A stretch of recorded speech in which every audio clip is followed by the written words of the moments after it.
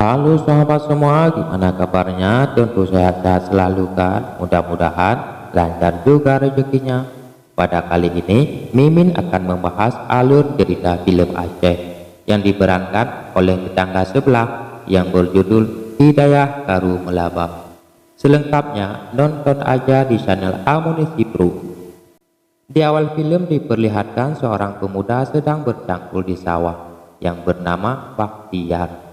Bertepatan azan zuhur, dia tinggalkan aktivitasnya dan bergegas pulang melaksanakan sholat zuhur. Sebelum pulang ke rumah, niatnya mau minum. Pas dia lihat air yang dibawa, ternyata udah diambil orang. Ternyata yang ambil itu yaitu Nadar.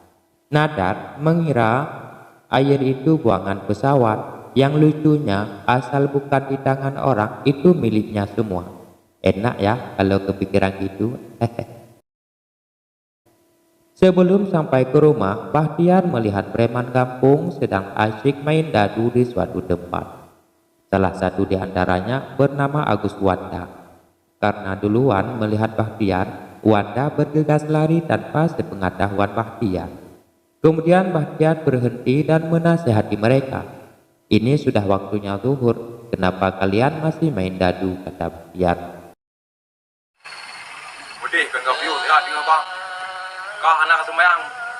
Bukan mendengarnya, malah salah satu dari mereka membantah Bahtiar. Jangan kamu nasihati kami poling, kemana aja mau pergi silahkan saja, kata Fatuli. Fatuli ini adalah bos dari mereka. Bahkan mereka mengajak bertarung. Hajar Fahmi, kata si Jet. Oke bos. Fahmi pun turun dari meja dan bertarung dengan Bahtiar. Kamu Demi. Oke bos. Ternyata tersungkur deh Fahmi, dan dia pun ambil langkah 1000. Fadli dan kawannya ikut memukul Bahtiar, akhirnya mereka kalah.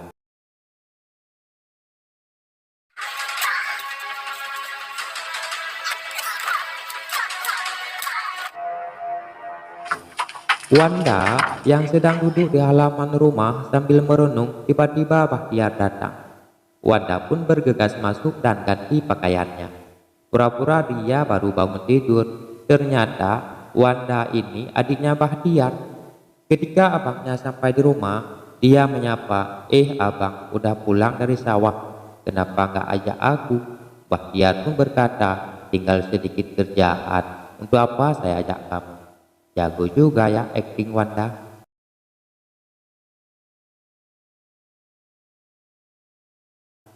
Pada lain waktu terlihat gadis desa yang cantik dan baik hati. Dia anak kepala desa di kampung tersebut, bernama Eka. Dia ini pengrajin kerupuk melinjong, yang termasuk juga kegiatan sehari-hari orang desa di kampung itu. Daripada rebahan, mereka pergunakan waktu luangnya bikin kerupuk melinjong sebagai kerja sampingan. Di lain waktu, Bahtiar terlihat sedang mengajar anak-anak mengaji.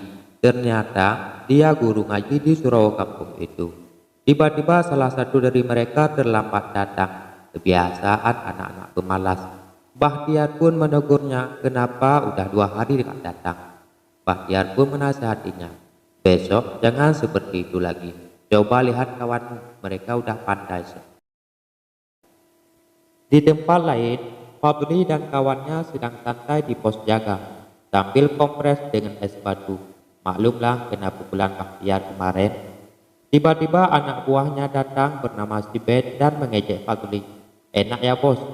Fadli pun jengkel. Iya enak, dasar nak tahu diri. Es batu pun mendarat di kepala Sibet. Sedang-sedang mereka ngobrol lewat si Mansur membawa pesanan tukang. Anak buahnya si Fadli pun menghadang si Mansur. Apa itu Mansur? Kopi. Mansur merasa ketakutan. Dia pun lari, padahal Mansur udah memberitahu itu bukan kopi. Akibat kejadian kemarin, dendam pun terpicu pada kelompok preman itu. Mereka berencana akan membunuh si Bahtiar pada lain waktu. Di hari berikutnya terlihat Eka sedang melakukan kegiatannya. Bahtiar pun tiba sambil membawa melinjong. Basa-basi pun dimulai. Buat kerupuk ya? Bukan bang, lagi nyuci. udah tahu nanya lagi, kata Eka.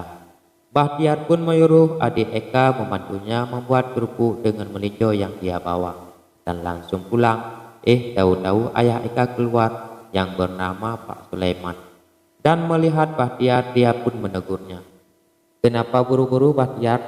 Bahtiar pun balik dan ngobrol dengan kepala desa. Ternyata Bahtiar udah lama merantau ke negeri orang. Wajar saja jarang nampak di kampung tersebut. Hampir semua orang tidak mengenal Bahtiar, dan ayah Eka pun bertanya apa pekerjaan di sana. Dia pun menceritakan dari awal dia merantau di negeri orang karena susah mencari pekerjaan. Sampai-sampai terpengaruh dengan temannya, dia pun hilaf sampai dia berbuat pekerjaan yang salah. Makanya saya pulang kampung, Pak.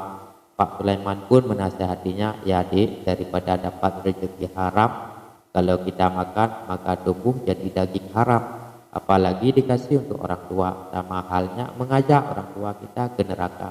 Ya Pak, alhamdulillah saya insaf, apalagi orang tua saya udah tiada. Kini kami tinggal berdua sama Agus Wanda, Pak. Makanya saya pulang kampung. Alhamdulillah Allah mudahkan rezekinya saya walaupun tidak banyak, Pak. Selesai ngobrol Bahtiar pun pamitan. Di lain waktu terlihat Bahtiar pulang dari kebun. Tahu-tahu anak buah Fatuli udah menunggunya dan memukulnya. Kejar-kejaran pun terjadi.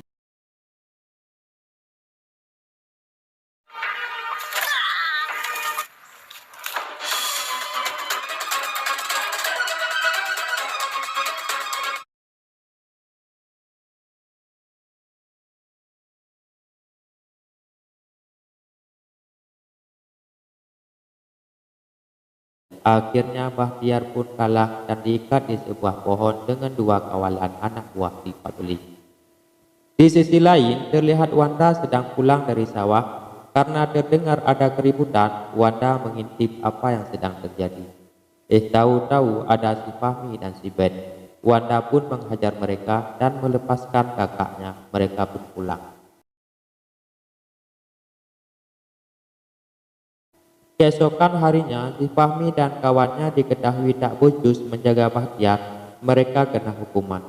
Orang kampung pun melihat kejadian tersebut. Dia mengira konflik terjadi lagi seperti masa dom. Disuruh baris berbaris dan push up. Melihat mereka lari, orang kampung itu bertambah yakin, akhirnya sama-sama lari.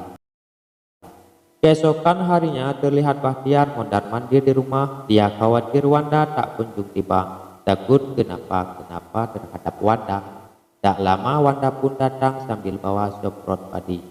Hati Bahtiar pun lega dan dia pun berangkat ke sawah dan Wanda disuruh cuci piring. Di tempat yang lain, Fatuli sedang nongkrong dengan si Ben. Mereka baru tahu bahwa yang melepaskan Bahtiar adalah kawannya sendiri, yaitu Wanda. Si Den menjelaskan pada Fatuli, ternyata orang yang memukul mereka kakaknya Wanda. Fatuli bertanya pada si Den, kenapa kita tak pernah melihatnya?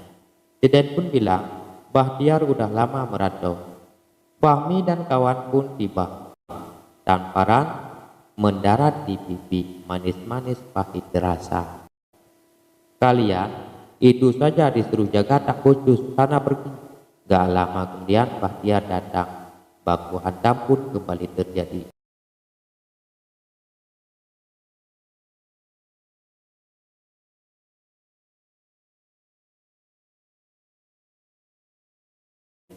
Pada kali ini lain daripada yang lain. Setelah kalah dari pertempuran, mereka sadar dan meminta maaf kepada Bahtiar. Dan keesokan harinya mereka merenung, selama ini kita salah. Apa yang harus kita lakukan pada hari ini?